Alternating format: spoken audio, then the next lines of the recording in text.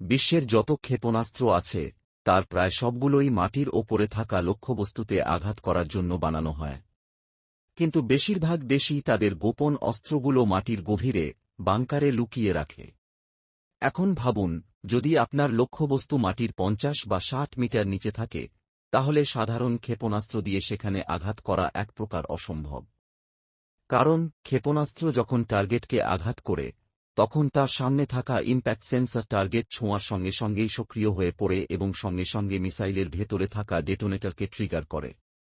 এরপর ডেটোনেটর মিসাইলের ওয়ারহেডকে বিস্ফোরিত করে দেয়। কিন্তু যদি লক্ষ্যবস্তু মাটির গভীরে থাকে, তখন এমন একটি বোমার দরকার হয় যা প্রথমে গভীরে ঢুকবে এবং তারপর বিস্ফোরণ ঘটাবে। ঠিক এমনই অস্ত্রের ব্যবহার আমরা সম্প্রতি ইসরায়েল ও ইরানের যুদ্ধ পরিস্থিতিতে দেখতে পাচ্ছি। ইরান তার কিছু পারমাণবিক স্থাপনাকে গভীর বাংকারের মধ্যে তৈরি করেছে